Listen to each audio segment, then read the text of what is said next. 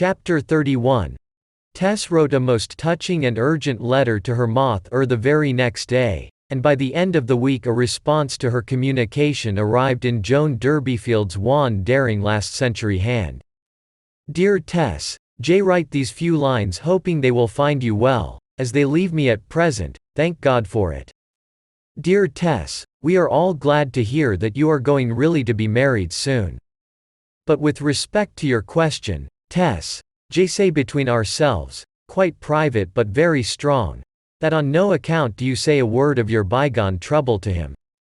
J did not tell everything to your father, he being so proud on account of his respectability, which, perhaps, you're intended is the same. Many a woman, some of the highest in the land, have had a trouble in their time, and why should you trumpet yours when others don't trumpet theirs? No girl would be such a fool, especially as it is so long ago, and not your fault at all. J shall answer the same if you ask me 50 times. Besides, you must bear in mind that, knowing it to be your childish nature to tell all that's in your heart, so simple, J made you promise me never to let it out by word or deed, having your welfare in my mind, and you most solemnly did promise it going from this door. J have not named either that question or your coming marriage to your father, as he would blab it everywhere, poor simple man. Dear Tess, keep up your spirits, and we mean to send you a hogshead of cider for you wedding, knowing there is not much in your parts, and thin sour stuff what there is. So no more at present, and with kind love to your young man. From your affectionate mother, J. Durbeyfield. Oh mother, mother, murmured Tess. She was recognizing how light was the touch of events the most oppressive upon Mrs. Durbeyfield's elastic spirit. Her mother did not see life as Tess saw it. That haunting episode of bygone days was to her mother but a passing accident. But perhaps her mother was right as to the course to be followed, whatever she might be in her reasons. Silence seemed, on the face of it, best for her adored one's happiness. Silence it should be. Thus steadied by a command from the only person in the world who had any shadow of right to control her action, Tess grew calmer. The responsibility was shifted, and her heart was lighter than it had been for weeks. The days of declining autumn which followed her ascent, beginning with the month of October, formed a season through which she lived in spiritual altitudes more nearly approaching ecstasy than any other period of her life. There was hardly a touch of earth in her love for Claire. To her sublime trustfulness he was all that goodness could be, knew all that a guide, philosopher, and friend should know. She thought every line in the contour of his person the perfection of masculine beauty, his soul the soul of a saint, his intellect that of a seer. The wisdom of her love for him, as love, sustained her dignity, she seemed to be wearing a crown. The compassion of his love for her, as she saw it, made her lift up her heart to him in devotion. He would sometimes catch her large, worshipful eyes, that had no bottom to them looking at him from their depths, as if she saw something immortal before her. She dismissed the past, trod upon it and put it out, as one treads on a coal that is smoldering and dangerous. She had not known that men could be so disinterested, chivalrous, protective, in their love for women as he. Angel Clare was far from all that she thought him in this respect, absurdly far, indeed, but he was, in truth, more spiritual than animal. He had himself well in hand, and was singularly free from grossness. Though not cold-natured, he was rather bright than hot, less Byronic than Shelleyan. Could love desperately, but with a love more especially inclined to the imaginative and ethereal. It was a fastidious emotion which could jealously guard the loved one against his very self. This amazed and enraptured Tess, whose slight experiences had been so infelicitous till now, and in her reaction from indignation against the male sex she swerved to excess of honor for Claire. They unaffectedly sought each other's company. In her honest faith she did not disguise her desire to be with him. The sum of her instincts on this matter, if clearly stated, would have been that the elusive quality of her sex which attracts men in general might be distasteful to so perfect a man after an avowal of love, since it must in its very nature carry with it a suspicion of art. The country custom of unreserved comradeship out of doors during betrothal was the only custom she knew, and to her it had no strangeness, though it seemed oddly anticipative to Claire till he saw how normal a thing she, in common with all the other dairy folk, regarded it. Thus, during this October month of wonderful afternoons they roved along the meads by creeping paths which followed the brinks of trickling tributary brooks, hopping across by little wooden bridges to the other side, and back again.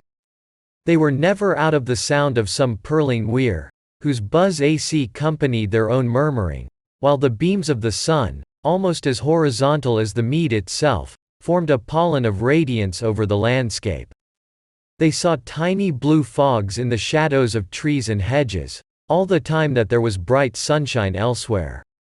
The sun was so near the ground, and the sward so flat, that the shadows of Claire and Tess would stretch a quarter of a mile ahead of them, like two long fingers pointing afar to where the green alluvial reaches abutted against the sloping sides of the vale. Men were at work here and there, for it was the season for taking up the meadows, or digging the little waterways clear for the winter irrigation, and mending their banks where trodden down by the cows. The shovelfuls of loam, black as jet, brought there by the river when it was as wide as the whole valley, were an essence of soils, pounded champagnes of the past, steeped, refined, and subtilized to extraordinary richness, out of which came all the fertility of the mead, and of the cattle grazing there. Claire heartily kept his arm round her waist in sight of these watermen, with the air of a man who was accustomed to public dalliance, though actually as shy as she who, with lips parted and eyes askance on the laborers, wore the look of a wary animal the while. "You are not ashamed of owning me as yours before them," she said gladly. "Oh no. But if it should reach the ears of your friends at Minster that you are walking about like this with me, a milkmaid, the most bewitching milkmaid ever seen. They might feel it a hurt to their dignity. My dear girl, a Durberville hurt the dignity of a Claire.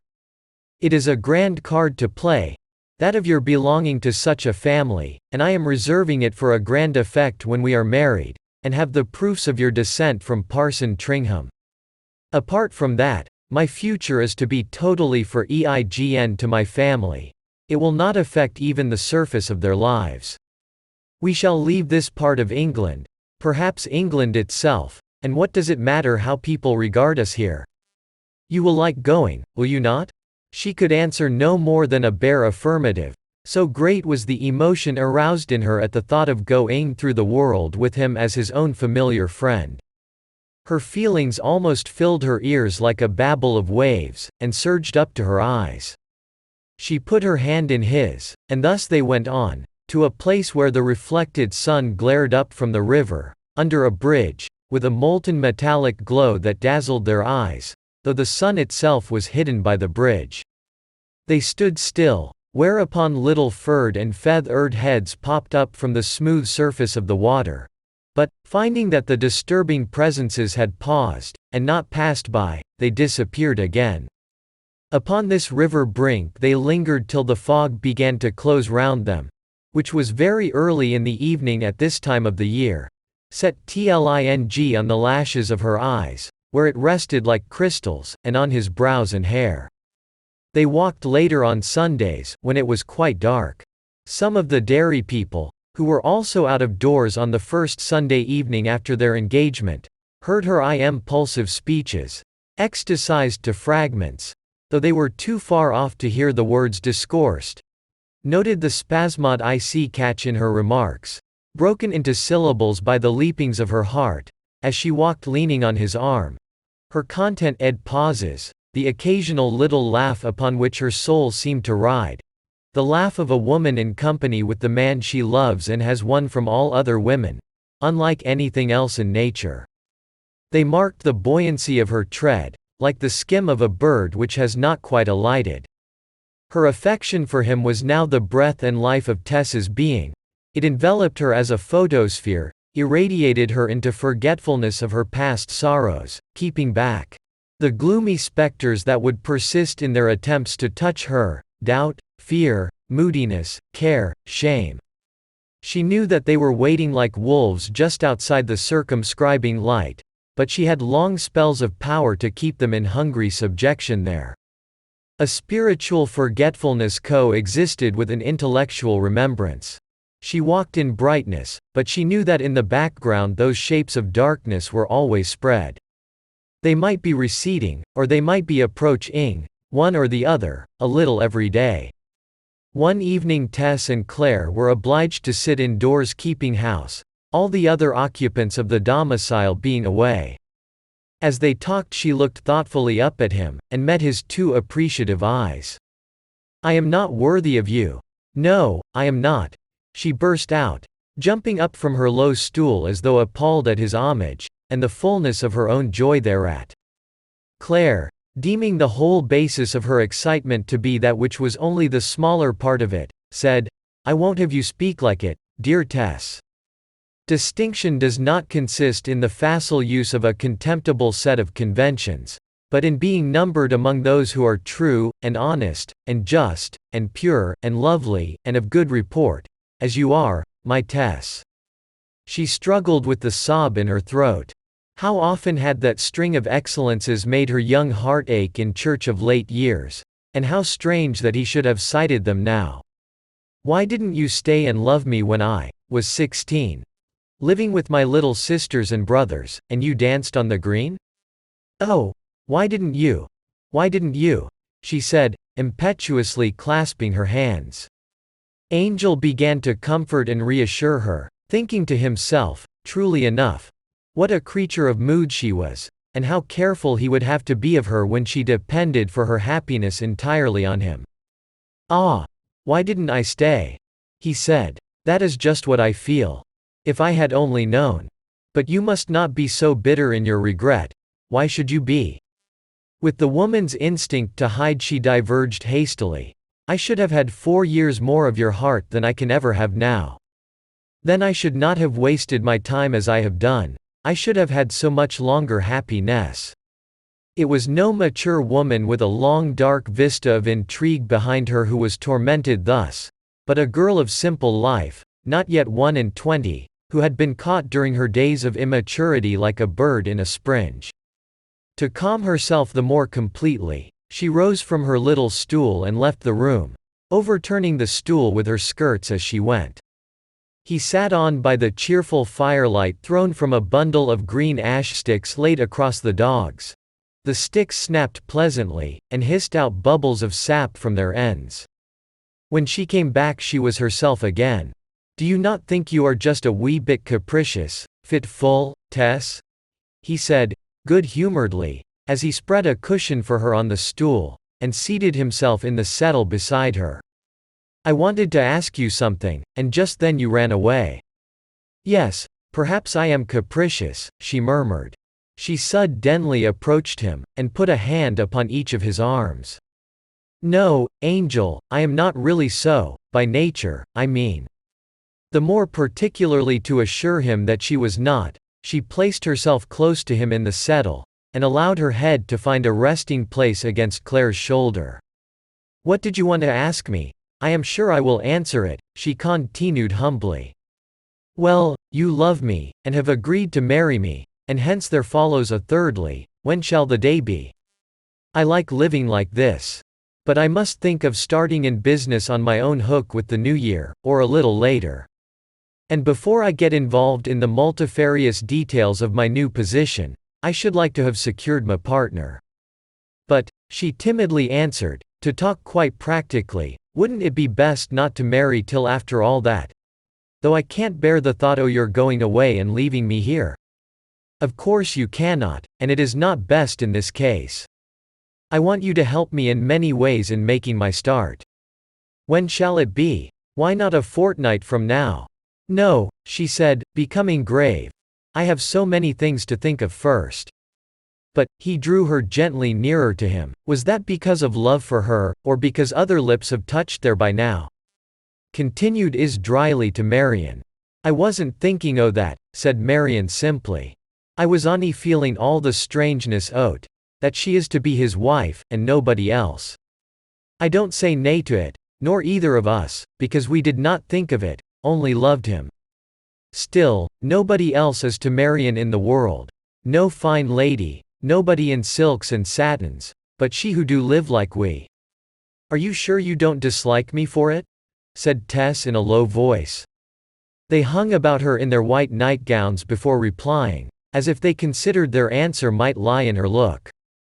I don't know, murmured Reddy Priddle. "I want to hate, but I cannot. That's how I feel," echoed Iz and Marion. "I can't hate her. Somehow she hinders me." "He ought to marry one of you," murmured Tess. "Why? You are all better than we better than you," said the girls in a low, slow whisper. No, dear Tess. You are," she contradicted impetuously. And suddenly tearing away from their clinging arms she burst into a hysterical fit of tears, bowing herself on the chest of drawers and repeating incessantly, "Oh yes, yes, yes." Having once given way she could not stop her weeping. "He ought to have had one of you," she cried. "I think I ought to make him even now. You would be better for him then. I don't know what I'm saying."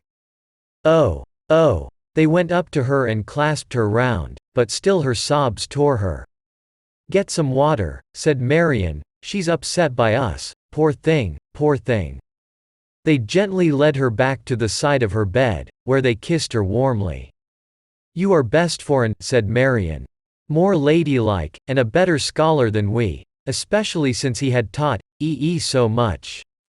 But even you ought to be proud. You be proud, I'm sure." "Yes, I am," she said, "and I am ashamed at so breaking down."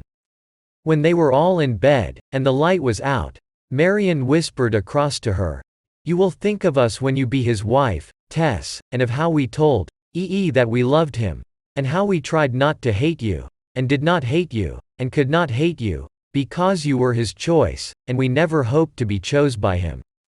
They were not aware that, at these words, salt, stinging tears trickled down upon Tess's pillow anew, and how she resolved, with a bursting heart, to tell all her history to Angel Clare, despite her mother's command, to let him for whom she lived and breathed despise her if he would, and her mother regard her as a fool, rather than preserve a silence which might be deemed a treachery to him, and which somehow seemed a wrong to these.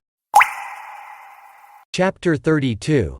This penitential mood kept her from naming the wedding day.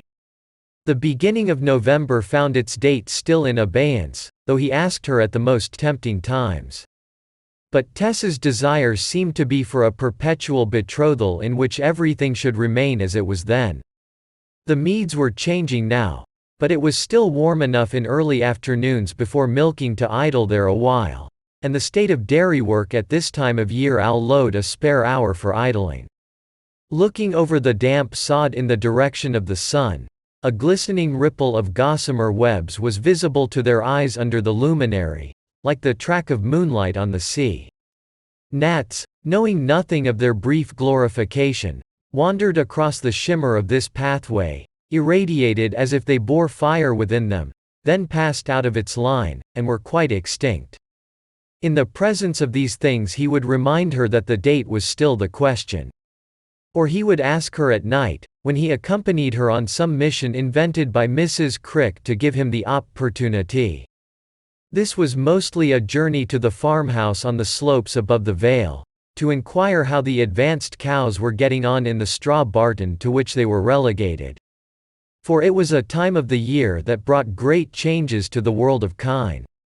Batches of the animals were sent away daily to this lying-in hospital, where they lived on straw till their calves were born, after which event, and as soon as the calf could walk, mother and offspring were driven back to the dairy.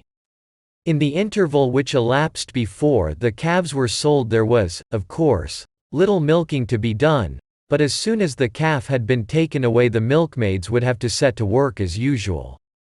Returning from one of these dark walks they reached a great gravel cliff immediately over the levels, where they stood still and listened. The water was now high in the streams, squirting through the weirs, and tinkling under culverts. The smallest gullies were all full. There was no taking short cuts anywhere, and foot passengers were compelled to follow the permanent ways. From the whole extent of the invisible veil came a multitudinous intonation. It forced upon their fancy that a great city lay below them, and that the murmur was the vociferation of its populace. "It seems like tens of thousands of them," said Tess, "holding public meetings in their market places, arguing, preaching, quarreling, sobbing, groaning, praying, and cursing." Claire was not particularly heeding. "Did Crick speak to you today, dear, about his not wanting much assistance during the winter months?" "No. The cows are going dry rapidly." "Yes. 6 or 7 went to the straw barton yesterday, and 3 the day before, making nearly 20 in the straw already." "Ah! Is it that the farmer don't want my help for the calving?" "Oh, I am not wanted here any more. And I have tried so hard to. Crick didn't exactly say that he would no longer require you. But, knowing what our relations were, he said in the most good-natured and respectful manner possible that he supposed on my leaving at Christmas I should take you with me, and on my asking what he would do without you he merely observed that, as a matter of fact, it was a time of year when he could do with a very little female help. I am afraid I was sinner enough to feel rather glad that he was in this way forcing your hand. I don't think you ought to have felt glad, Angel. Because 'tis always mournful not to be wanted, even if at the same time 'tis convenient." "Well, it is convenient, you have admitted that." He put his finger upon her cheek. "Ah," he said. "What? I feel the red rising up at her having been caught. But why should I trifle so? We will not trifle. Life is too serious." "It is. Perhaps I saw that before you did." She was seeing it then. To decline to marry him after all, in obedience to her emotion of last night, and leave the dairy, meant to go to some strange place, not a dairy. For milkmaids were not in request now calving time was coming on. To go to some arable farm where no divine being like Angel Clare was. She hated the thought, and she hated more the thought of going home. "So that, seriously, dearest Tess," he continued, "since you will probably have to leave at Christmas, it is in every way desirable and convenient that I should carry you off then as my property. Besides, if you were not the most uncalculating girl in the world you would know that we could not go on like this forever. I wish we could. That it would always be summer and autumn, and you always courting me, and always thinking as much of me as you have done through the past summertime. I always shall. Oh, I know you will," she cried, with a sudden fervor of faith in him. "Angel, I will fix the day when I will become yours for always." Thus at last it was arranged between them, during that dark walk home, amid the myriads of liquid voices on the right and left. When they reached the dairy Mr. and Mrs. Crick were promptly told, with injunctions of secrecy, for each of the lovers was desirous that the marriage should be kept as private as possible. The dairyman, though he had thought of dismissing her soon, now made a great concern about losing her. What should he do about his skimming? Who would make the ornamental butter pats for the Anglebury and Sandburn ladies? Mrs. Crick congratulated Tess on the shilly-shallying having at last come to an end, and said that directly she set eyes on Tess she divined that she was to be the chosen one of somebody who was no common outdoor man. Tess had looked so superior as she walked across the barton on that afternoon of her arrival, that she was of a good family she could have sworn. In point of fact Mrs. Crick did remember thinking that Tess was graceful and good-looking as she approached, but the superiority might have been a growth of the imagination aided by subsequent knowledge. Tess was now carried along upon the wings of the hours, without the sense of a will. The word had been given, the number of the day written down. Her naturally bright intelligence had begun to admit the fatalistic convictions common to field folk and those who associate more extensively with natural phenomena than with their fellow creatures, and she accordingly drifted into that passive responsiveness to all things her lover suggested, characteristic of the frame of mind. But she wrote anew to her mother, ostensibly to notify the wedding day, really to again implore her advice. It was a gentleman who had chosen her, which perhaps her mother had not sufficiently considered. A post-nuptial explanation, which might be accepted with a light heart by a rougher man, might not be received with the same feeling by him. But this communication brought no reply from Mrs. Durberville. Despite Angel Clare's plausible representation to himself and to Tess of the practical need for their immediate mariage, there was in truth an element of precipitancy in the step, as became apparent at a later date. He loved her dearly, though perhaps rather ideally and fancifully than with the impassioned thoroughness of her feeling for him. He had entertained no notion, when doomed as he had thought to an unintellectual bucolic life, that such charms as he beheld in this idyllic creature would be found behind the scenes. Unsophistication was a thing to talk of, but he had not known how it really struck one until he came here. Yet he was very far from seeing his future track clearly, and it might be a year or two before he would be able to consider himself fairly started in life. The secret lay in the tinge of recklessness imparted to his career and character by the sense that he had been made to miss his true destiny through the prejudices of his family. "Don't you think 'twould have been better for us to wait till you were quite settled in your Midland farm?" she once asked timidly. A Midland farm was the idea just then. "To tell the truth, my Tess, I don't like you to be left anywhere away from my protection and sympathy." The reason was a good one, so far as it went. His influence over her had been so marked that she had caught his manner and habits, his speech and phrases, his likings and his aversions. And to leave her in farmland would be to let her slip back again out of accord with him. He wished to have her under his charge for another reason. His parents had naturally desired to see her once at least before he carried her off to a distant settlement, English or colonial. And as no opinion of theirs was to be allowed to change his intention, he judged that a couple of months' life with him in lodgings whilst seeking for an advantageous opening would be of some social assistance to her at what she might feel to be a trying ordeal, her presentation to his mother at the vicarage. Next, he wished to see a little of the working of a flour mill, having an idea that he might combine the use of one with corn growing. The proprietor of a large old watermill at Wellbridge, once the mill of an abbey, had offered him the inspection of his time-honored mode of procedure, and a hand in the operations for a few days, whenever he should choose to come. Claire paid a visit to the place, some few miles distant, one day at this time, to inquire particulars, and returned to Talbothays in the evening. She found him determined to spend a short time at the Wellbridge flour mills. And what had determined him? Less the opportunity of an insight into grinding and bolting than the casual fact that lodgings were to be obtained in that very farmhouse which, before its mutilation, had been the man's scion of a branch of the Durberville family. This was always how Claire settled practical questions, by a sentiment which had nothing to do with them. They decided to go immediately after the wedding, and remain for a fortnight, instead of journeying to towns and inns. "Then we will start off to examine some farms on the other side of London that I have heard of," he said, "and by March or April we will pay a visit to my father and Moth. Questions of procedure such as these arose and passed, and the day, the incredible day, on which she was to become his, loomed large in the near future. The 31st of December, New Year's Eve, was the date. His wife, she said to herself. Could it ever be? Their two selves together, no thing to divide them, every incident shared by them. Why not? And yet why? One Sunday morning Hoot returned from church, and spoke privately to Tess. "You was not called home this morning." "What? It should ha been the first time of asking today," she answered, looking quietly at Tess. "You meant to be married New Year's Eve, dearie?"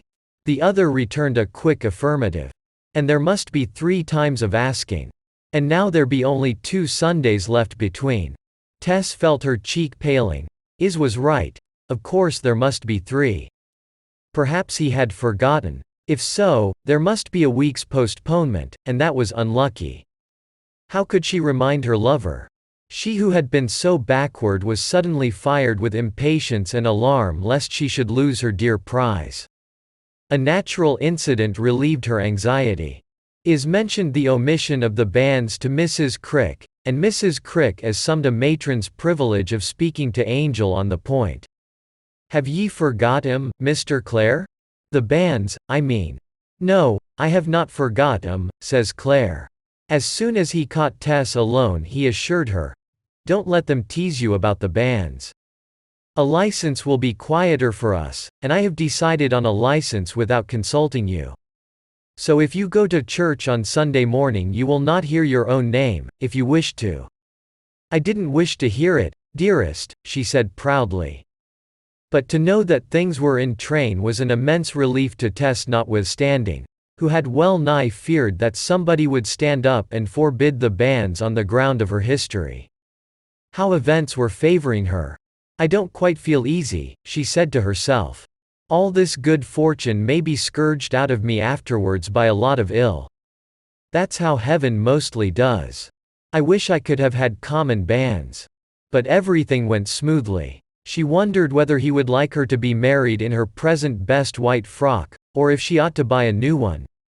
The question was set at rest by his forethought, disclosed by the arrival of some large packages addressed to her. Inside them she found a whole stock of clothing, from bonnet to shoes, including a perfect morning costume, such as would well suit the simple wedding they planned. He entered the house shortly after the arrival of the packages, and heard her upstairs undoing them. A minute later she came down with a flush on her face and tears in her eyes. "How thoughtful you've been," she murmured, her cheek upon his shoulder. "Even to the gloves and handkerchief. My own love. How good, how kind." "No, no, Tess. Just an order to a tradeswoman in lawn dawn, nothing more." And to divert her from thinking too highly of him, he told her to go upstairs, and take her time, and see if it all fit Ted. And, if not, to get the village sempstress to make a few alterations. She did return upstairs, and put on the gown. Alone, she stood for a moment before the glass looking at the effect of her silk attire. And then there came into her head her mother's ballad of the mystic robe. That never would become that wife that had once done amiss, which Mrs. Durberville had used to sing to her as a child, so blithely and so archly, her foot on the cradle, which she rocked to the tune. Suppose this robe should betray her by changing color, as her robe had betrayed Queen Guinevere. Since she had been at the dairy she had not once thought of the lines till now. Chapter 33.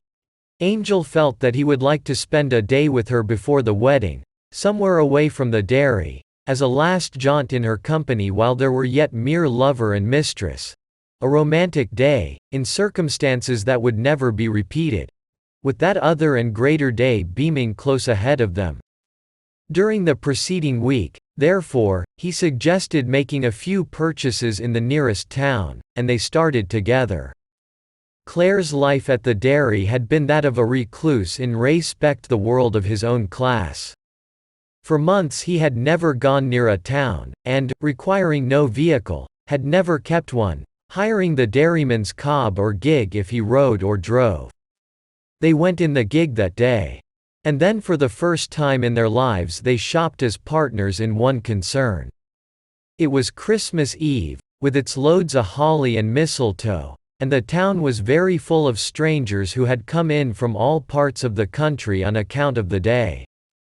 Tess paid the penalty of walking about with happiness superadded to beauty on her countenance by being much stared at as she moved amid them on his arm. In the evening they returned to the inn at which they had put up, and Tess waited in the entry while Angel went to see the horse and gig brought to the door. The general sitting room was full of guests, who were continually going in and out. As the door opened and shut each time for the passage of these, the light within the parlor fell full upon Tess's face. Two men came out and passed by her among the rest. One of them had stared her up and down in surprise, and she fancied he was a Trantridge man, though that village lay so many miles off that Trantridge folk were rarities here. "A comely maid that," said the other. "True, comely enough. But unless I make a great mistake," and he negatived the remainder of the definition forthwith. Claire had just returned from the stable yard, and, confronting the man on the threshold, heard the words, and saw the shrinking of Tess. The insult to her stung him to the quick, and before he had considered anything at all he struck the man on the chin with the full force of his fist, sending him staggering backwards into the passage. The man recovered himself, and seemed inclined to come on, and Claire, stepping outside the door, put himself in a posture of defense. But his opponent began to think better of the matter. He looked anew at Tess as he passed her, and said to Claire, "I beg pardon, sir. 'Twas a complete mistake. I thought she was another woman, 40 miles from here." Claire, feeling then that he had been too hasty, and that he was, moreover, to blame for leaving her standing in an inn passage, did what he usually did in such cases, gave the man 5 shillings to plaster the blow. And thus they parted, bidding each other a pacific good night. As soon as Claire had taken the reins from the ostler, and the young couple had driven off, the 2 men went in the other direction. "And was it a mistake?" said the second one. "Not a bit of it. But I didn't want to hurt the gentleman's feelings, not I." In the meantime the lovers were driving onward. "Could we put off our wedding till a little later?" Tess asked in a dry, dull voice. "I mean if we wished?" "No, my love. Calm yourself. Do you mean that the fellow may have time to summon me for assault?" he asked good-humoredly. "No, I only meant, if it should have to be put off." What she meant was not very clear, and he directed her to dismiss such fancies from her mind, which she obediently did as well as she could. But she was grave, very grave, all the way home, till she thought, "We shall go away, a very long distance, hundreds of miles from these parts, and such as this can never happen again, and no ghost of the past reach there." They parted tenderly that night on the landing, and Claire ascended to his attic. Tess sat up getting on with some little requisites, lest the few remaining days should not afford sufficient time. While she sat she heard a noise in Angel's room overhead, a sound of thumping and struggling.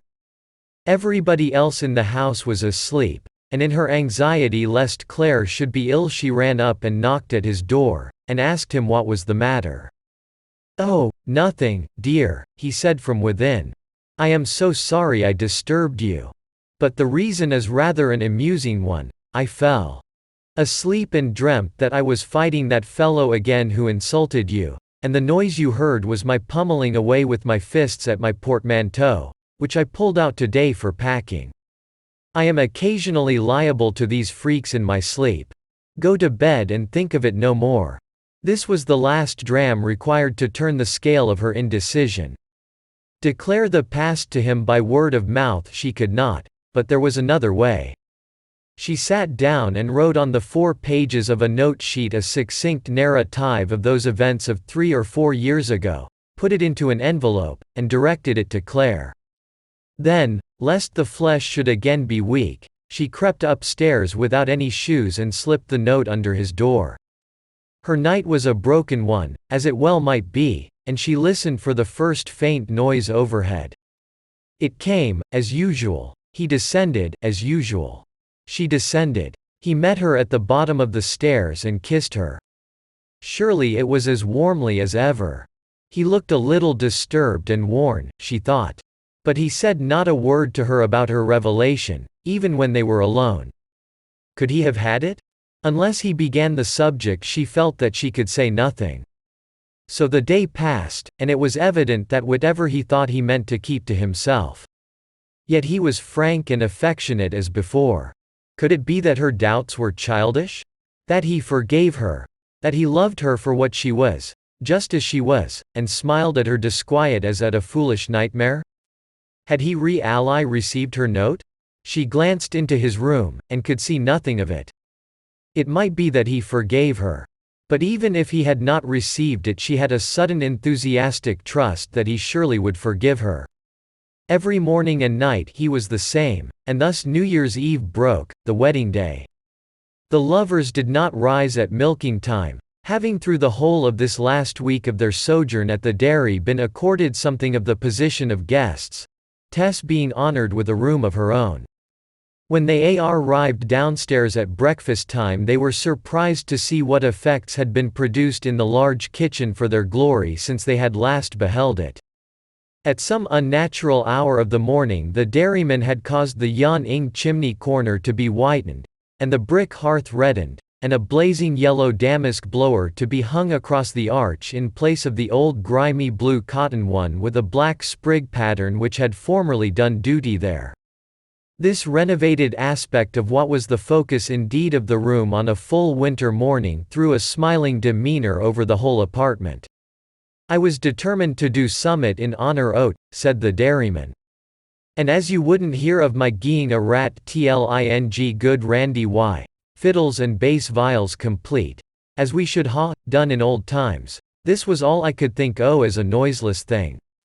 Tess's friends lived so far off that none could conveniently have been present at the ceremony, even had any been asked, but as a fact nobody was invited from Marlotte.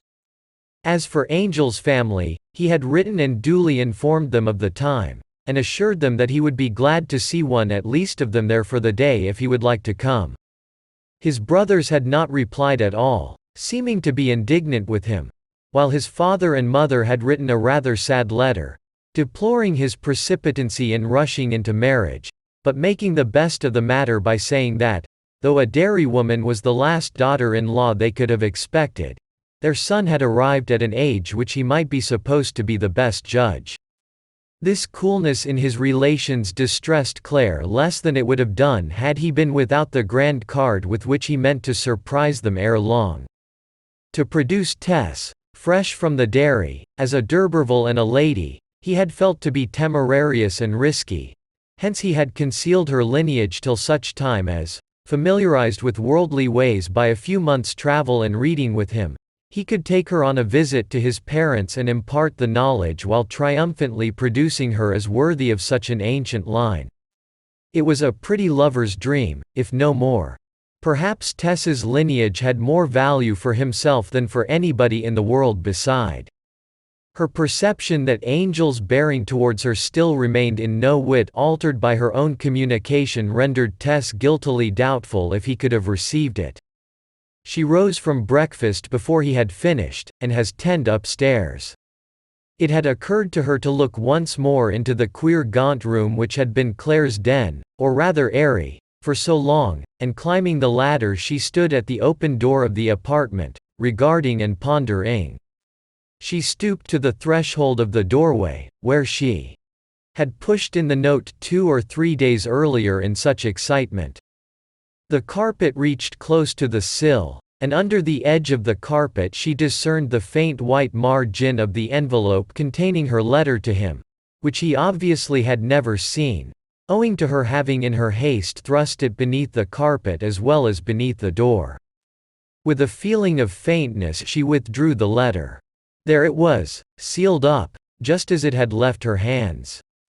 The Mount Toyne had not yet been removed. She could not let him read it now, the house being in full bustle of preparation, and descending to her own room she destroyed the letter there. She was so pale when he saw her again that he felt quite anxious. The incident of the misplaced letter she had jumped at as if it prevented a confession, but she knew in her conscience that it need not, there was still time. Yet everything was in a stir, there was coming and going. All had to dress, the dairyman and Mrs. Crick having been asked to accompany them as witnesses, and reflection or deliberate talk was well nigh impossible. The only minute Tess could get to be alone with Claire was when they met upon the landing. "I am so anxious to talk to you.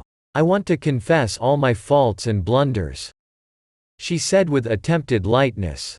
"No, no, we can't have faults talked of. You must be deemed perfect today at least, my sweet," he cried. We shall have plenty of time, hereafter, I hope, to talk over our failings. I will confess mine at the same time.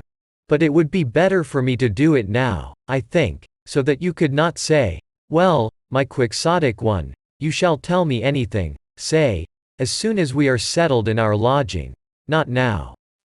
I, too, will tell you my faults then.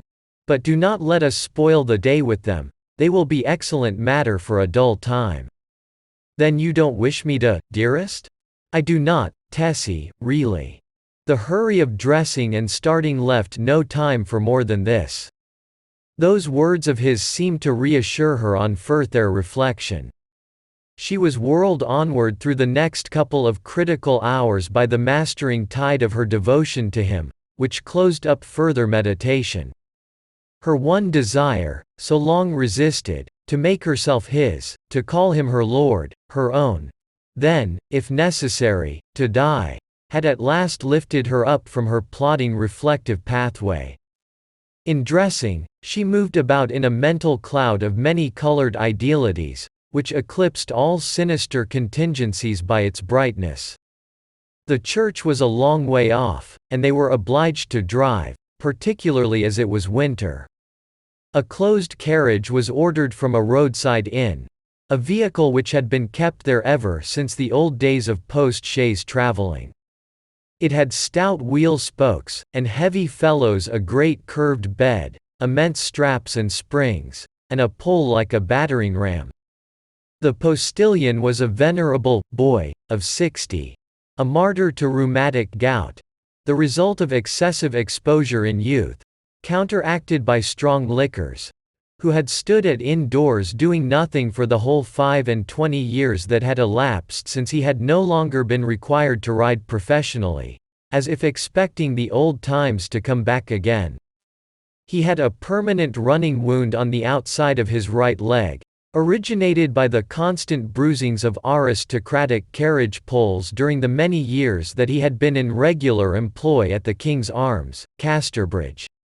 Inside this cumbrous and creaking structure, and behind this decayed conductor, the party carré took their seats, the bride and bridegroom and Mr. and Mrs. Crick.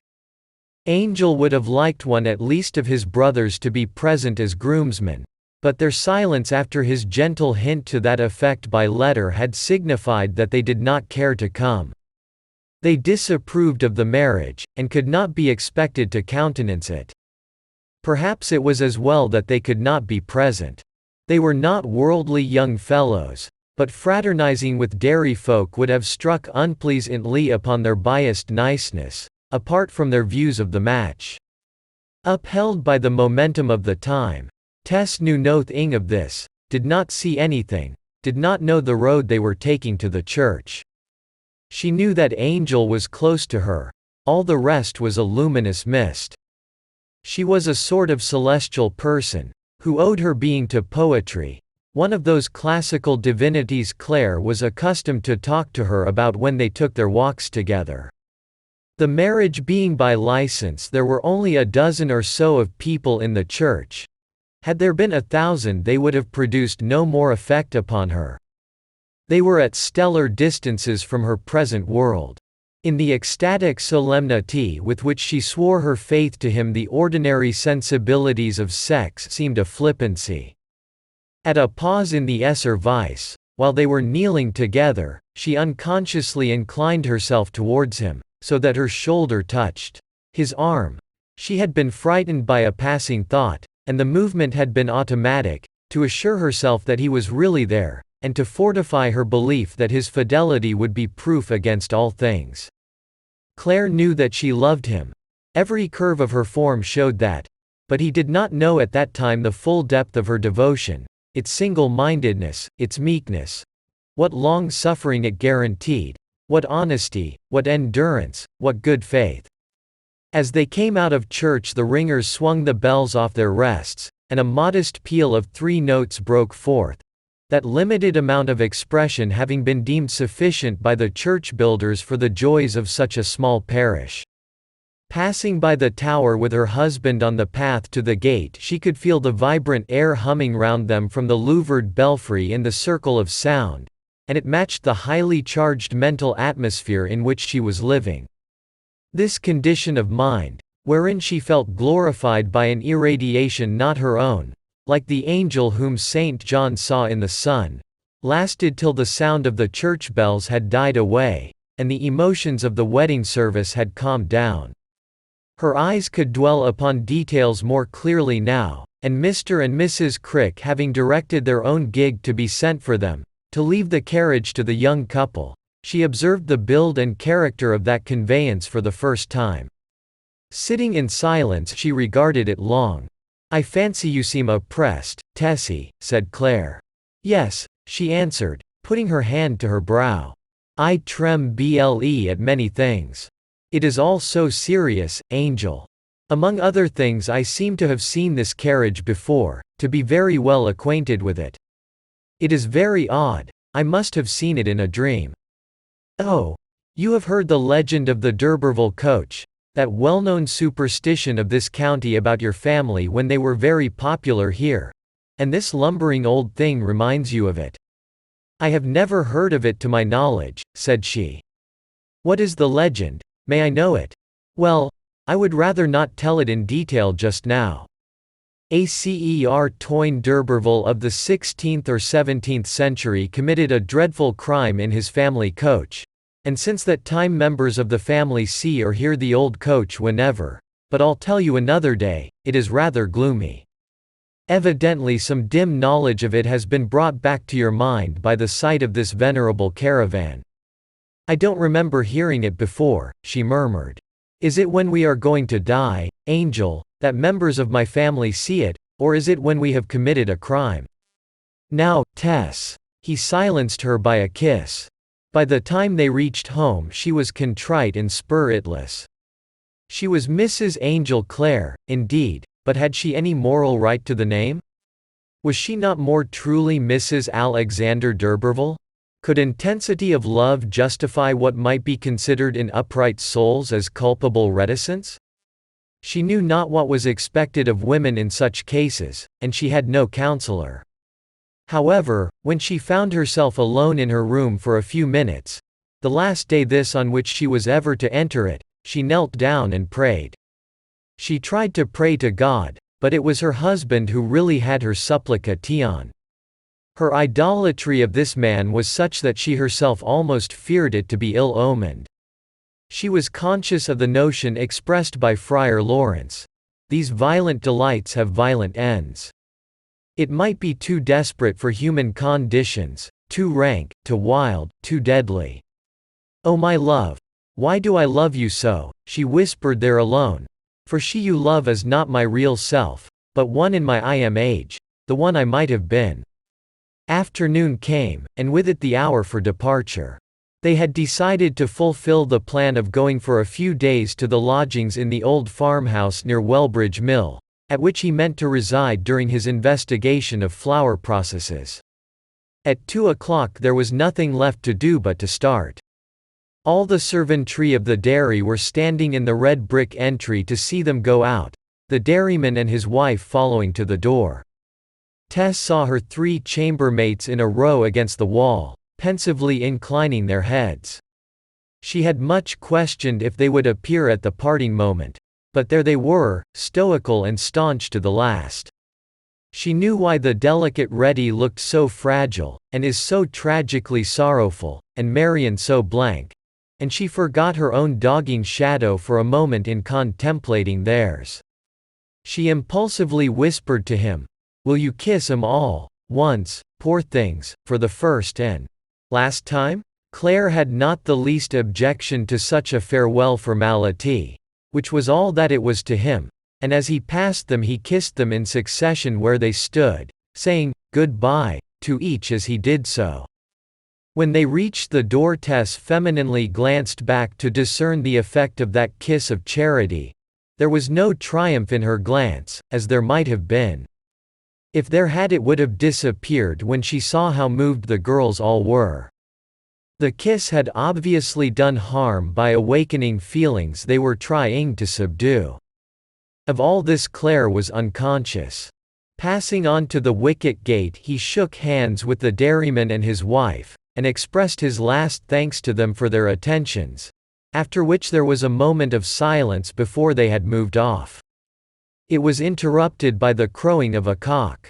The white one with the rose comb had come and settled on the palings in front of the house, within a few yards of them, and his notes thrilled their ears through, dwindling away like echoes down a valley of rocks. "Oh?" said Mrs. Crick. "An afternoon crow." 2 men were standing by the yard gate, holding it open.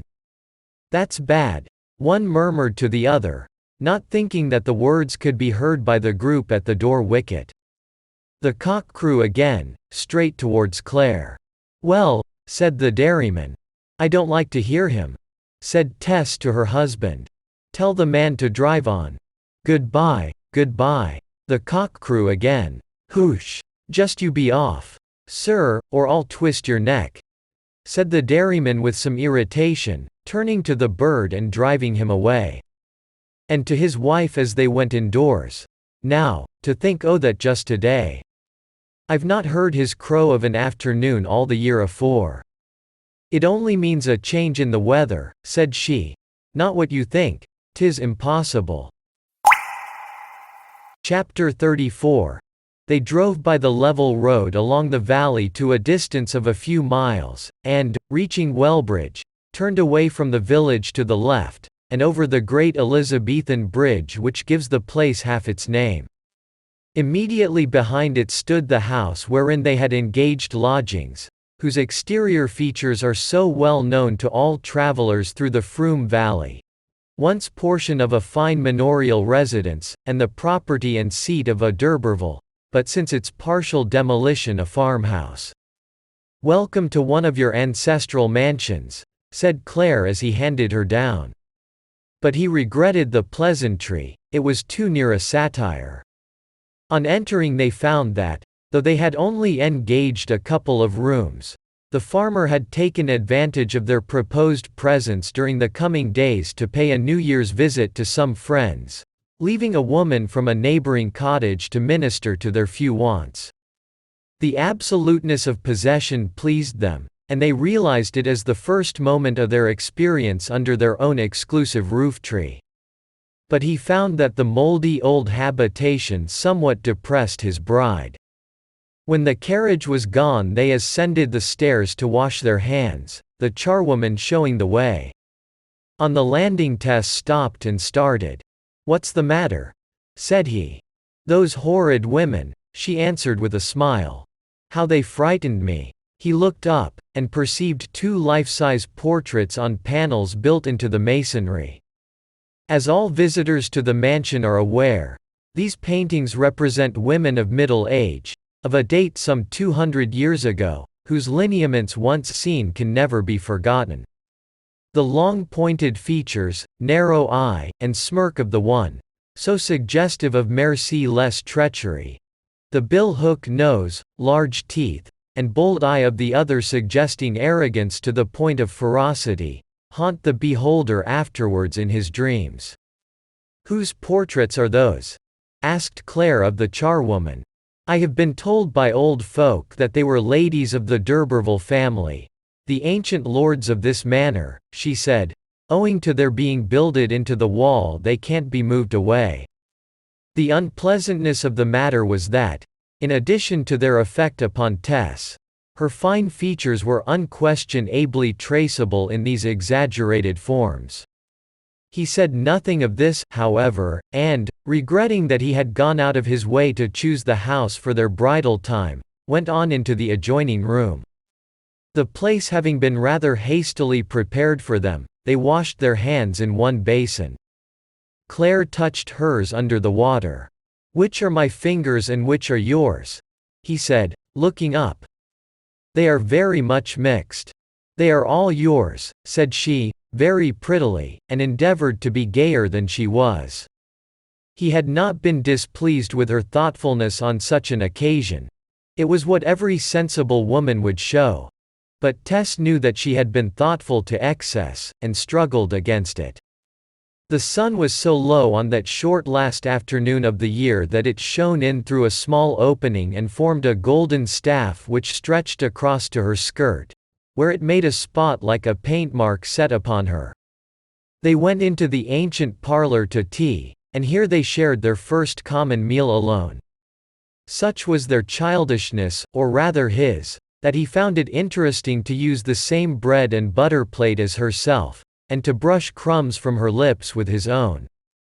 He wondered a little that she did not enter into these frivolities with his own zest. Looking at her silently for a long time, "She is a dear, dear Tess," he thought to himself, as one deciding on the true construction of a difficult passage. Do I realize solemnly enough how utterly and irretrievably this little womanly thing is the creature of my good or bad faith and fortune? I think not. I think I could not, unless I were a woman myself. What I am in worldly estate, she is. What I become, she must become. What I cannot be, she cannot be. And shall I ever neglect her, or hurt her, or even forget to consider her? God forbid such a crime. They sat on over the tea-table waiting for their luggage, which the dairyman had promised to send before it grew dark.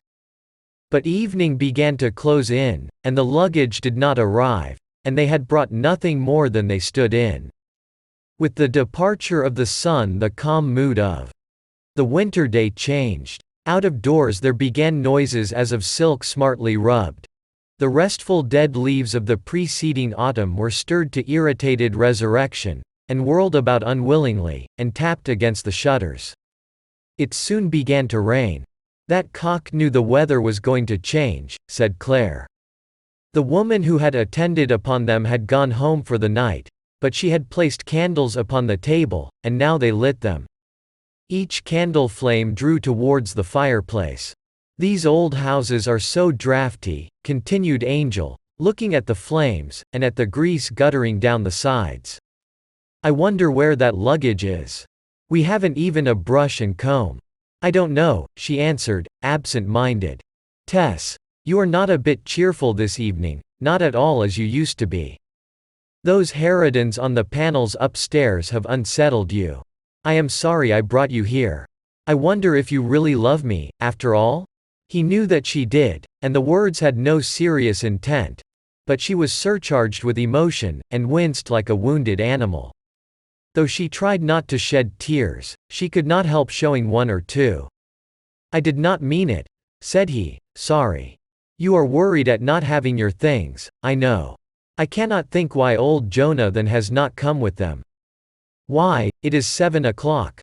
Ah, there he is."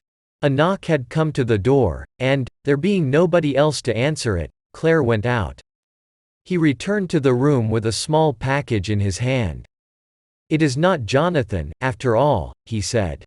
"How vexing," said Tess. The packet had been brought by a special messenger, who had arrived at Talbothays from Emminster Vicarage immediately after the departure of the married couple, and had followed them hither, being under injunction to deliver it into nobody's hands but theirs. Claire brought it to the light. It was less than a foot long, sewed up in canvas, sealed in red wax with his father's seal, and directed in his father's hand to Mrs. Angel Clare. "It is a little wedding present for you, Tess," said he, handing it to her. "How thoughtful they are." Tess looked a little flustered as she took it. "I think I would rather have you open it, dearest," said she, turning over the parcel. "I don't like to break those great seals, they look so serious. Please open it for me." He undid the parcel. Inside was a case of Morocco Leith on the top of which lay a note and a key. The note was for Claire, in the following words: "My dear son, possibly you have forgotten that on the death of your godmother, Mrs. Pitney, when you were a lad, she, vain, kind woman that she was, left to me a portion of the contents of her jewel case in trust for your wife, if you should ever have one, as a mark of her affection for you and whomsoever you should choose. This trust I have fulfilled, and the diamonds have been locked up at my banker's ever since. Though I feel it to be a somewhat incongruous act in the circumstances, I am, as you will see, bound to hand over the articles to the woman to whom the use of them for her lifetime will now rightly belong, and they are therefore promptly sent. They become, I believe, heirlooms, strictly speaking, according to the terms of your godmother's will. The precise words of the clause that refers to this matter are enclosed." "I do remember," said Claire, "but I had quite forgotten." Unlocking the case, they found it to contain a necklace, with pendant, bracelets, and earrings, and also some other small ornaments. Tess seemed afraid to touch them at first, but her eyes sparkled for a moment as much as the stones when Claire spread out the set. "Are they mine?" she asked incredulously. "They are, certainly," said he. He looked into the fire. He remembered how, when he was a lad of 15, his godmother, the squire's wife, the only rich person with whom he had ever come in contact, had pinned her faith to his success, had prophesied a wondrous career for him. There had seemed nothing at all out of keeping with such a conjectured career in the storing up of these showy ornaments for his wife and the wives of her descendants. They gleamed somewhat ironically now. Yet why? He asked himself. It was but a question of vanity throughout, and if that were admitted into one side of the equation it should be admitted into the other. His wife was a Durberville. Whom could they become better than her? Suddenly he said with enthusiasm, "Tess, put them on, put them on." And he turned from the fire to help her. But as if by magic she had already donned them, necklace, earrings, bracelets, and all. "But the gown isn't right, Tess," said Claire. "It ought to be a low one for a set of brilliants like that." "Ought it?" said Tess. "Yes," said he. He suggested to her how to tuck in the upper edge of her bodice, so as to make it roughly approximate to the cut for evening wear. And when she had done this, and the pendant to the necklace hung isolated amid the whiteness of her throat, as it was designed to do, he stepped back to survey her. "My heavens," said Claire, "how beautiful you are! As everybody knows, fine feathers make fine birds." A peasant girl but very moderately prepossessing to the casual observer in her simple condition and attire will bloom as an amazing beauty if clothed as a woman of fashion with the aids that art can render. While the beauty of the midnight crush would often cut but a sorry figure if placed inside the field woman's wrapper upon a monotonous acreage of turnips on a dull day. He had never till now estimated the artistic excellence of Tess's limbs and features. "If you were only to appear in a ballroom," he said. "But no, no, dearest. I think I love you best in the wing bonnet and cotton frock. Yes, better than in this, well as you support these dignities."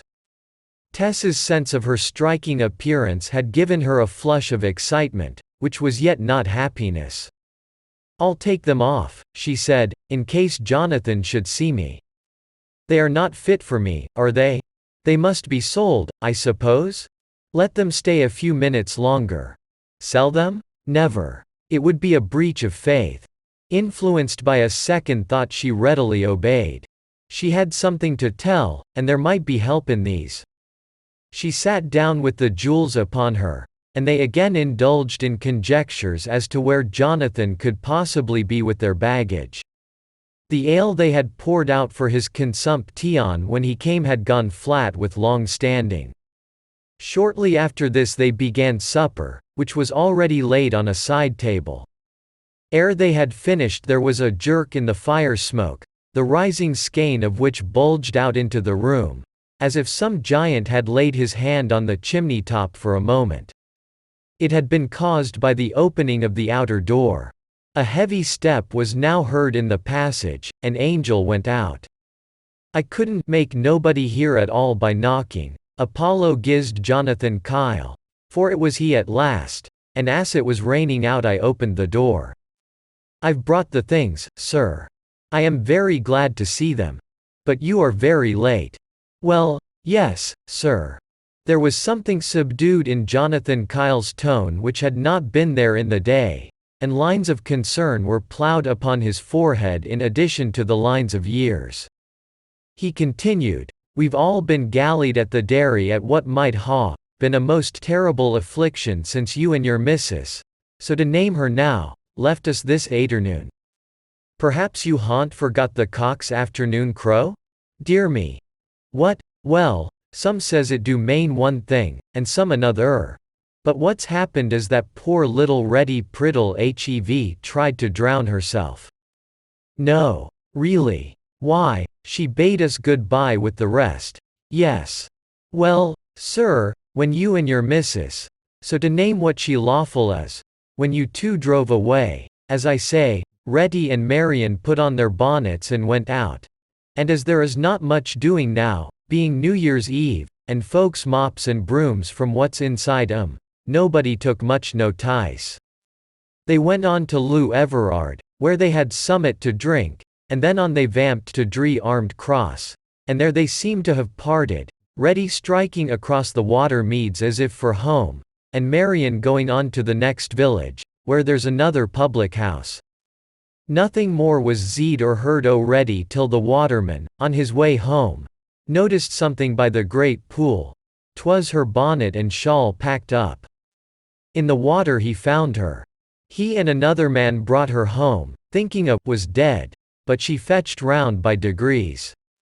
Angel, suddenly recollecting that Tess was overhearing this gloomy tale, went to shut the door between the passage and the anteroom to the inner parlor where she was.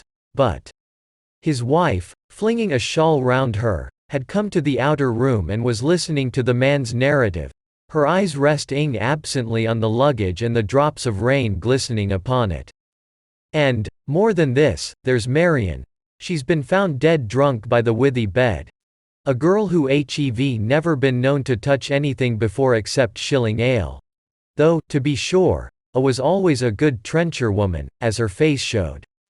It seems as if the maids had all gone out o' their minds. And is? Asked Tess. Is about house as usual.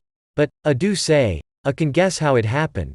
And she seems to be very low in mind about it, poor maid, as well she mid be. And so you see, sir, as all this happened just when we was packing your few traps and your missess's night rail and dressing things into the cart, why, it belated me. Yes. Well, Jonathan, will you get the trunks upstairs, and drink a cup of ale, and hasten back as soon as you can, in case you should be wanted? Tess had gone back to the inner parlor, and sat down by the fire, looking wistfully into it. She heard Jonathan Kyle's heavy footsteps up and down the stairs till he had done placing the luggage, and heard him express his thanks for the ale her husband took out to him, and for the gratuity he received. Jonathan's footsteps then died from the door, and his cart creaked away. Angel slid forward the massive oak bar which secured the door, and coming in to where she sat over the hearth, pressed her cheeks between his hands from behind. He expected her to jump up gaily and unpack the toilet gear that she had been so anxious about, but as she did not rise he sat down with her in the firelight, the candles on the supper table being too thin and glimmering to interfere with its glow. "I am so sorry you should have heard this sad story about the girls," he said. "Still, don't let it depress you. Reddy was naturally morbid, you know." "Without the least cause," said Tess. "While they who have cause to be, hide it, and pretend they are not." This incident had turned the scale for her. They were simple and innocent girls on whom the unhappiness of unrequited love had fallen. They had deserved better at the hands of fate. She had deserved worse, yet she was the chosen one. It was wicked of her to take all without paying. She would pay to the uttermost farthing, she would tell, there and then. This final determination she came to when she looked into the fire, he holding her hand. A steady glare from the now flameless embers painted the sides and back of the fireplace with its color, and the well-polished andirons, and the old brass tongs that would not meet. The underside of the mantel shelf was flushed with the high-colored light, and the legs of the table nearest the fire. Tess's face and neck reflected the same warmth, which each gem turned into an Aldebaran or a Sirius, a constellation of white, red, and green flashes, that interchanged their hues with her every pulsation. "Do you remember what we said to each other this morning about telling our faults?" he asked abruptly, finding that she still remained immovable. We spoke lightly perhaps, and you may well have done so. But for me it was no light promise. I want to make a confession to you, love." This, from him, so unexpectedly apposite, had the effect upon her of a providential interposition. "You have to confess something?" she said quickly, and even with gladness and relief. "You did not expect it? Ah, you thought too highly of me. Now listen. Put your head there, because I want you to forgive me, and not to be indignant with me for not telling you before, as perhaps I ought to have done." How strange it was! He seemed to be her double. She did not speak, and Claire went on.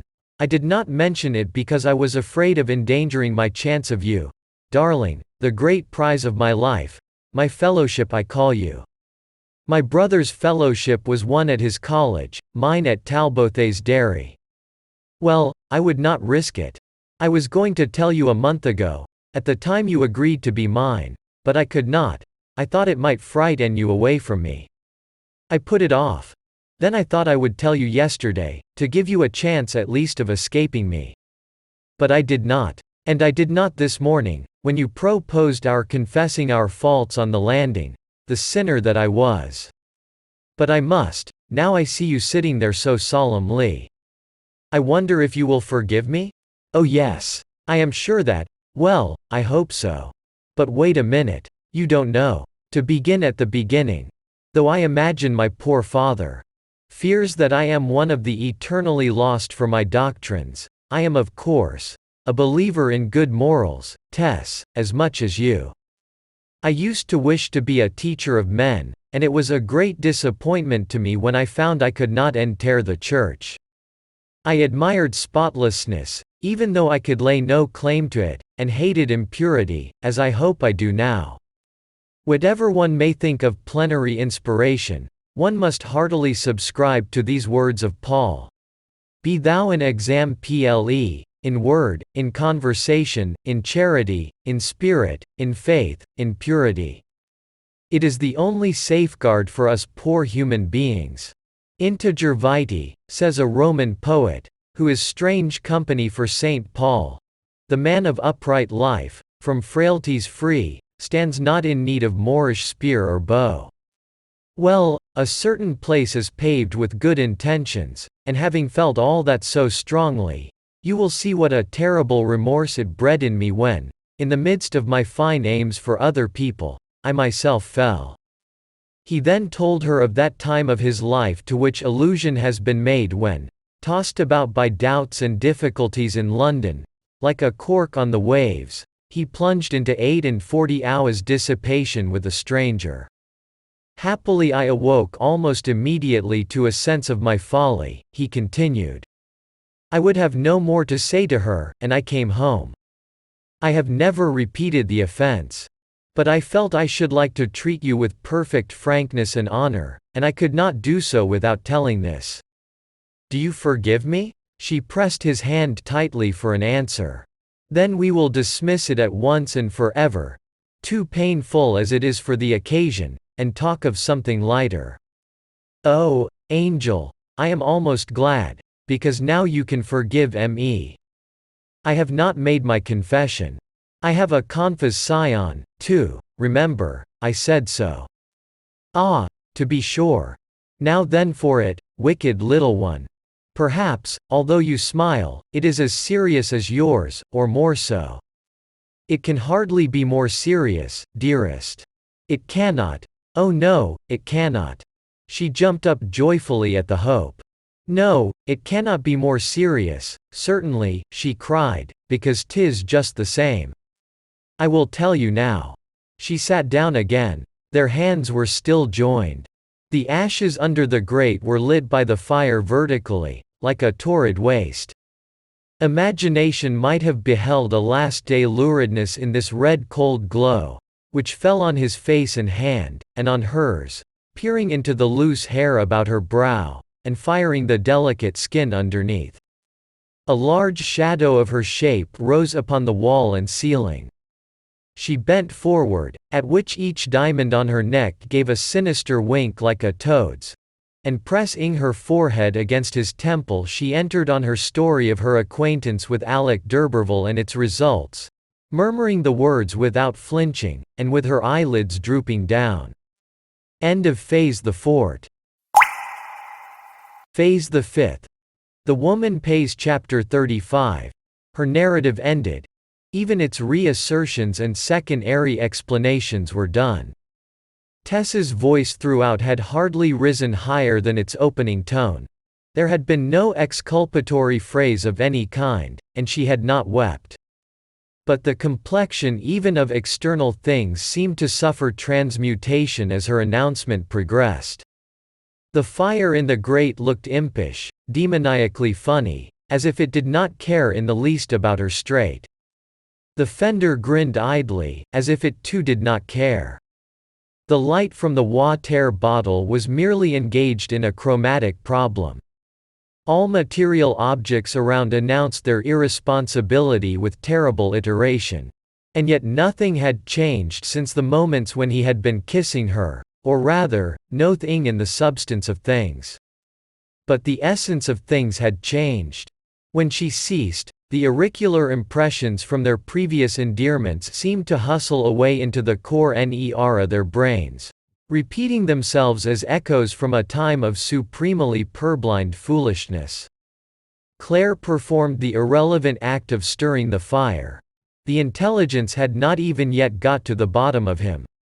After stirring the embers he rose to his feet. All the force of her disclosure had imparted itself now.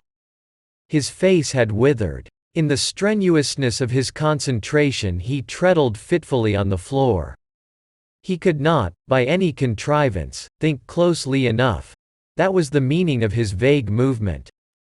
When he spoke it was in the most inadequate, commonplace voice of the many varied tones she had heard from him. "Tess. Yes, dearest. Am I to believe this? From your manner I am to take it as true. Oh, you cannot be out of your mind. You ought to be. Yet you are not. My wife, my Tess. Nothing in you warrants such a supposition as that?" "I am not out of my mind," she said. And yet, he looked vacantly at her, to resume with dazed senses. "Why didn't you tell me before?" "Ah, yes, you would have told me, in a way. But I hindered you. I remember." These and other of his words were nothing but the perfunctory babble of the surface while the depths remained paralyzed. He turned away, and bent over a chair. Tess followed him to the middle of the room, where he was, and stood there staring at him with eyes that did not weep. Presently she slid down upon her knees beside his foot, and from this position she crouched in a heap. "In the name of our love, forgive me," she whispered with a dry mouth. "I have forgiven you for the same." And, as he did not answer, she said again, "Forgive me as you are forgiven." "I forgive you, angel." "You? Yes, you do. But you do not forgive me? Oh Tess, forgiveness does not apply to the case. You were one person. Now you are another. My God! How can forgiveness meet such a grotesque prestidigitation as that?" He paused, contemplating this definition, then suddenly broke into horrible laughter, as unnatural and ghastly as a laugh in hell. Don't. It kills me quite, that," she shrieked. "Oh, have mercy upon me, have mercy." He did not answer, and, sickly white, she jumped up. Angel, what do you mean by that laugh?" she cried out. "Do you know what this is to me?" He shook his head. "I have been hoping, longing, praying, to make you happy. I have thought what joy it will be to do it, what an unworthy wife I shall be if I do not. That's what I have felt, Angel.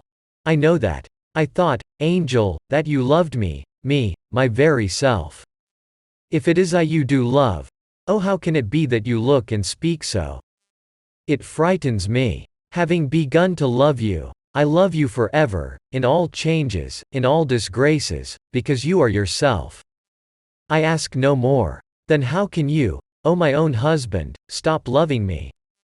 I repeat, the woman I have been loving is not you. But who? Another woman in your shape.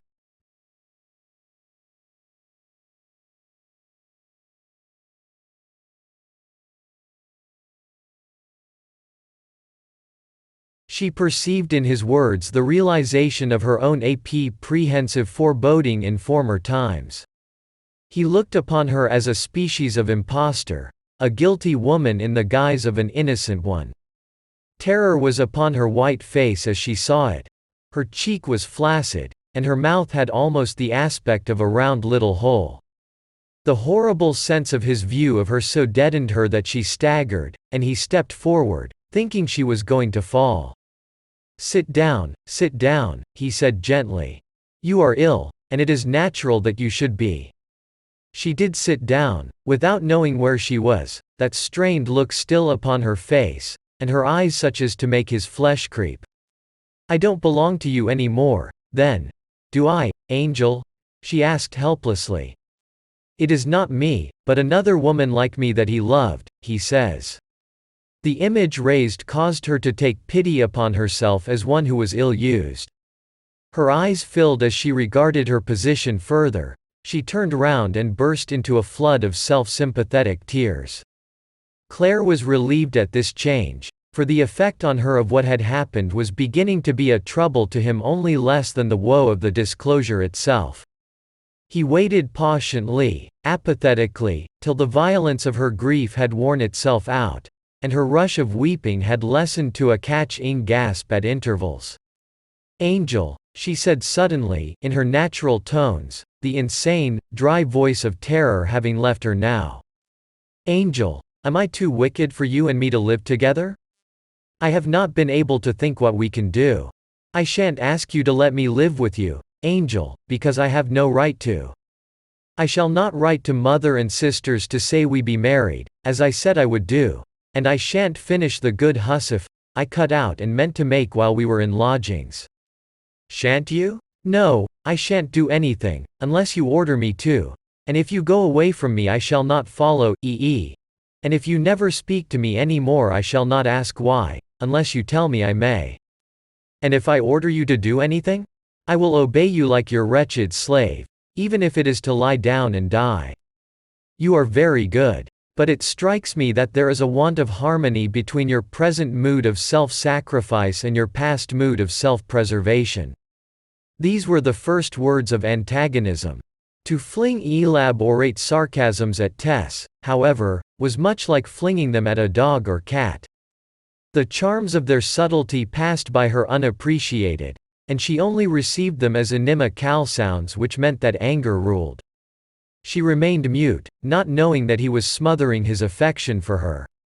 She hardly observed that a tear descended slowly upon his cheek, a tear so large that it magnified the pores of the skin over which it rolled, like the object lens of a microscope. Meanwhile reillumination as to the terrible and total change that her confession had wrought in his life, in his universe, returned to him, and he tried desperately to advance among the new conditions in which he stood. Some consequent action was necessary, yet what? Tess, he said, as gently as he could speak, I cannot stay in this room, just now. I will walk out a little way. He quietly left the room, and the 2 glasses of wine that he had poured out for their supper, one for her, one for him, remained on the table untasted. This was what their agape had come to. At tea, 2 or 3 hours earlier, they had, in the freakishness of affection, drunk from one cup. The closing of the door behind him, gently as it had been pulled to, roused Tess from her stupor. He was gone, she could not stay. Hastily flinging her cloak around her she opened the door and followed, putting out the candles as if she were never coming back. The rain was over and the night was now clear. She was soon close at his heels, for Claire walked slowly and without purpose. His form beside her light gray figure looked black, sinister, and forbidding, and she felt as sarcasm the touch of the jewels of which she had been momentarily so proud. Claire turned at hearing her footsteps, but his recognition of her presence seemed to make no difference to him, and he went on over the 5 yawning arches of the great bridge in front of the house. The cow and horse tracks in the road were full of water, the rain having been enough to charge them, but not enough to wash them away. Across these minute pools the reflected stars flitted in a quick transit as she passed. She would not have known they were shining overhead if she had not seen them there, the vastest things of the universe.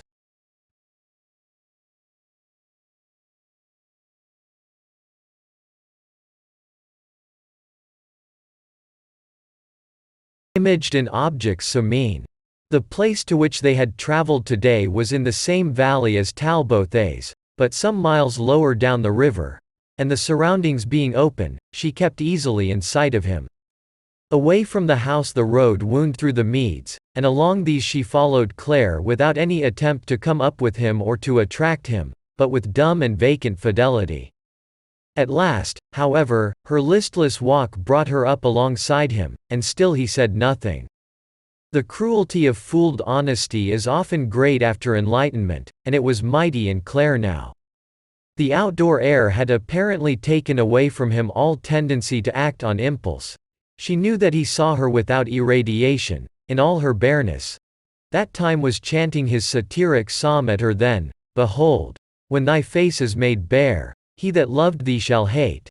Thy face shall be no more fair at the fall of thy fate. For thy life shall fall as a leaf and be shed as the rain. And the veil of thine head shall be grief, and the crown shall be pain." He was still intently thinking, and her companionship had now insufficient power to break or divert the strain of thought. What a weak thing her presence must have become to him.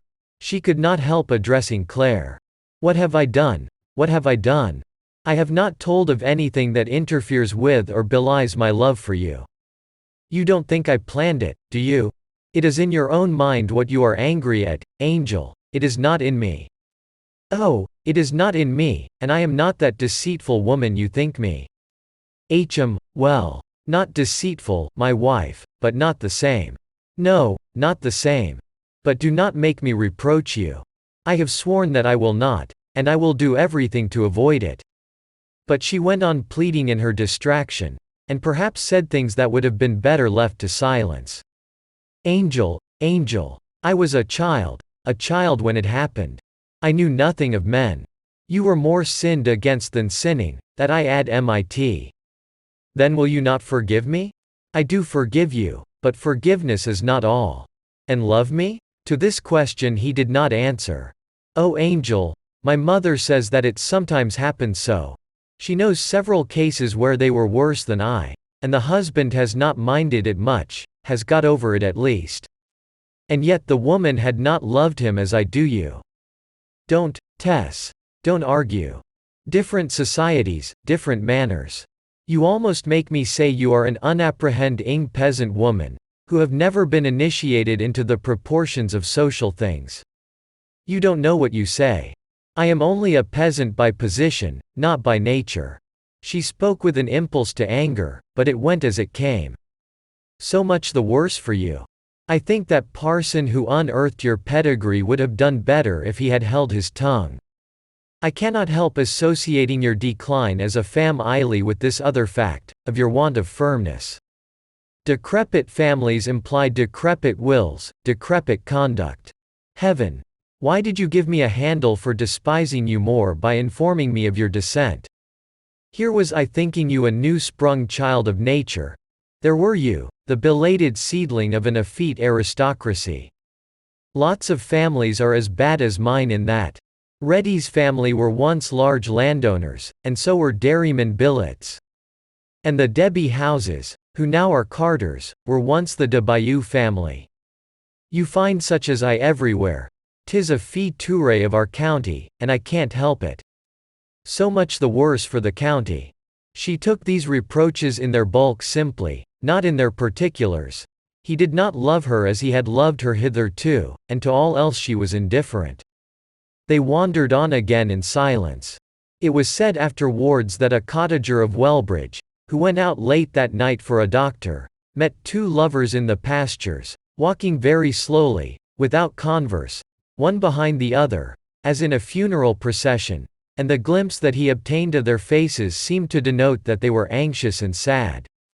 Returning later, he passed them again in the same field, progressing just as slowly, and as regardless of the hour and of the cheerless night as before.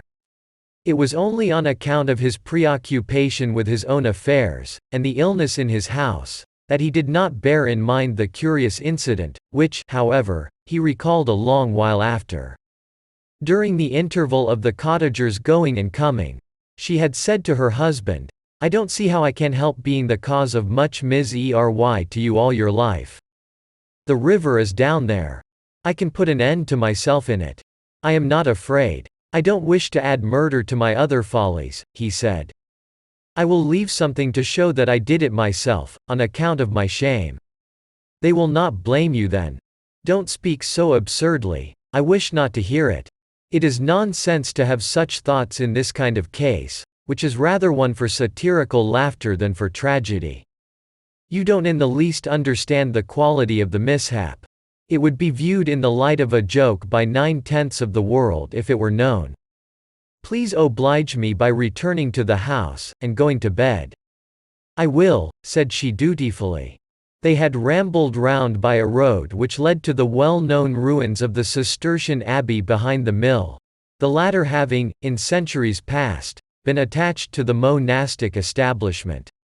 The mill still worked on, food being a perennial necessity.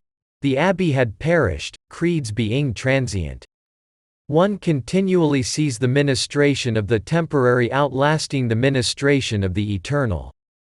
Their walk having been circuitous, they were still not far from the house, and in obeying his direction she only had to reach the large stone bridge across the main river and follow the road for a few yards. When she got back, everything remained as she had left it, the fire being still burning. She did not stay downstairs for more than a minute, but proceeded to her chamber, whither the luggage had been taken. Here she sat down on the edge of the bed, looking blankly around, and presently began to undress. In removing the light towards the bedstead its rays fell upon the tester of white dimity. Something was hanging beneath it, and she lifted the candle to see what it was. A bough of mistletoe. Angel had put it there, she knew that in an instant. This was the explanation of that mysterious parcel which it had been so difficult to pack and bring, whose contents he would not explain to her, saying that time would soon show her the purpose thereof. In his zest and his gaiety he had hung it there. How foolish and inopportune that mistletoe looked now. Having nothing more to fear, having scarce anything to hope, for that he would relent there seemed no promise whatever, she lay down dully. When sorrow ceases to be speculative, sleep sees her opportunity.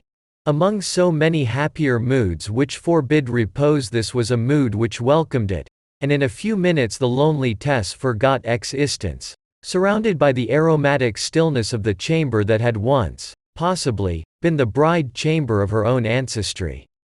Later on that night Claire also retraced his steps to the house. Entering softly to the sitting-room he obtained a light, and with the manner of one who had considered his course he spread his rugs upon the old horsehair sofa which stood there, and roughly shaped it to a sleeping couch. Before lying down he crept shoeless upstairs, and listened at the door of her apartment. Her measured breathing told that she was sleeping profoundly. "Thank God," murmured Claire, and yet he was conscious of a pang of bitterness at the thought, approximately true, though not wholly so, that having shifted the burden of her life to his shoulders, she was now reposing without care. He turned away to descend. Then, irresolute, faced round to her door again. In the act he caught sight of one of the Durberville dames, whose portrait was immediately over the entrance to Tess's bedchamber. In the candlelight the painting was more than unpleasant. Sinister design lurked in the woman's features, a concentrated purpose of revenge on the other sex, so it seemed to him then. The Caroline bodice of the portrait was low, precisely as Tess's had been when he tucked it in to show the necklace, and again he experienced the distressing sensation of a resemblance between them. The check was sufficient. He resumed his retreat and descended. His air remained calm and cold, his small compressed mouth indexing his powers of self-control. his face wearing still that terrible sterile expression which had spread thereon since her disclosure. It was the face of a man who was no longer passion's slave, yet who found no advantage in his enfranchisement. He was simply regarding the harrowing contingencies of human experience, the unexpectedness of things. Nothing so pure, so sweet, so virginal as Tess had seemed possible all the long while that he had adored her, up to an hour ago. But the little less, and what worlds away. He argued erroneously when he said to himself that her heart was not indexed in the honest freshness of her face. But Tess had no advocate to set him right. Could it be possible, he continued, that eyes which as they gazed never expressed any divergence from what the tongue was telling, were yet ever seeing another world behind her ostensible one, discordant and contrasting? He reclined on his couch in the sitting room, and extinguished the light. The night came in, and took up its place there, unconcerned and indifferent. The night which had already swallowed up his happiness, and was now digesting it listlessly, and was ready to swallow up the happiness of 1,000 other people with as little disturbance or change of mien. See you again next video. Thank you.